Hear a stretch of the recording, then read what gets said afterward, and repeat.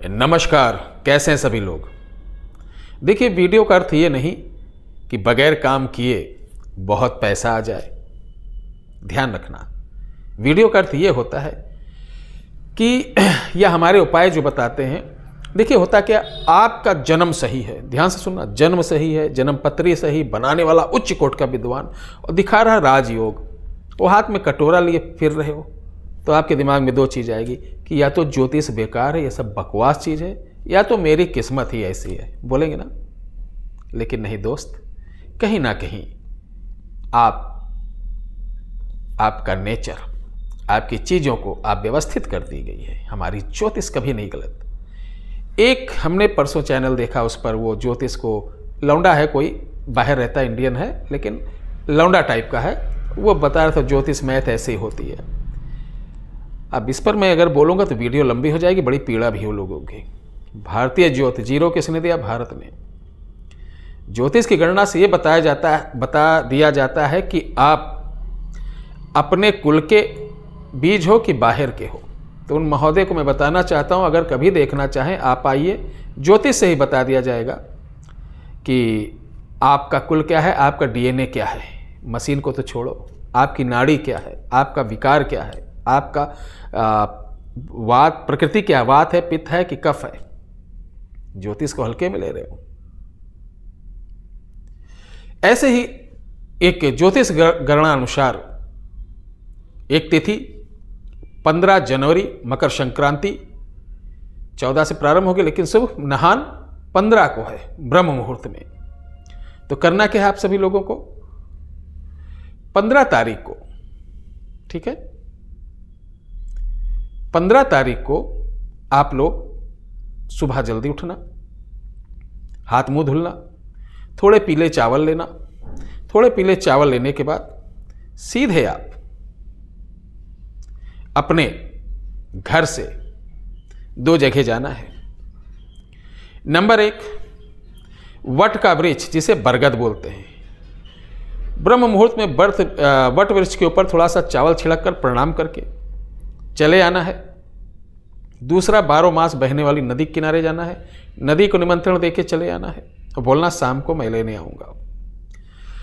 अब दोनों जगह जब आप ये चावल छिड़क कर चले आएंगे, शाम को पुनः जाइए, 5 सिक्के आप बरगद की जड़ के नीचे और 5 सिक्के उस नदी के किनारे दबाकर वहां पर घी के पंचमुखी दीपक जला देना और कहना, हे लक्ष्मी मैया, मैं आपका वाहन कर रहा हूं।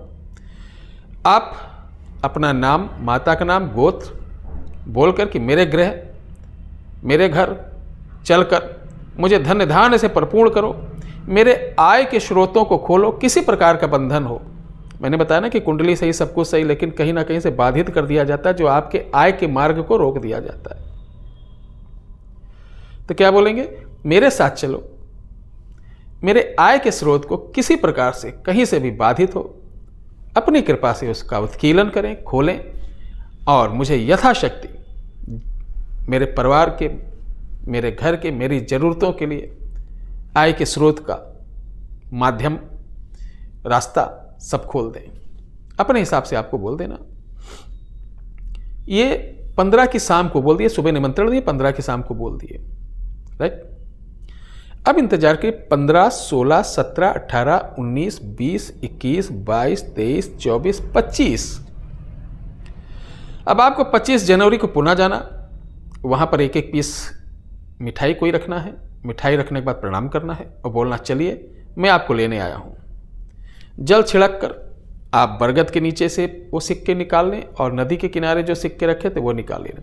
इन दोनों सिक्कों को ध्यान रखिए, इंपॉर्टेंट बात यह है कि दोनों सिक्कों को अलग अलग रखना है। बरगद के नीचे वाली सिक्के को पीले रंग के पोटली में रखना है, यानी कपड़े में, और इसको लाल में। और बरगद वाले पोटली में 1 सुपारी रखना है और नदी किनारे वाले में 1 हल्दी। अब दोनों पोटली को लाना है।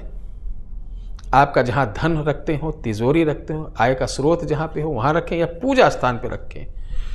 नित्य इस पर लक्ष्मी जी की आरती का ज़्यादा नहीं तो 11 दिन तो कर ही लीजिए।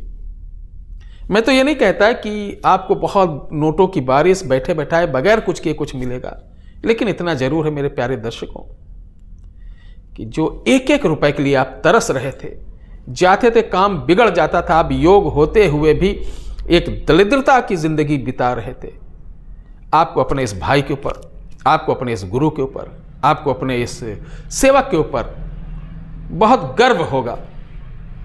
साथ ही हमारी प्राचीन भारत वैदिक विद्याओं के ऊपर गर्व होगा कि ये छोटा सा उपाय कितना बड़ा लाभ दे रहे हैं। लेकिन हमको कुछ ना कुछ तो जरूर करना होगा, ठीक है।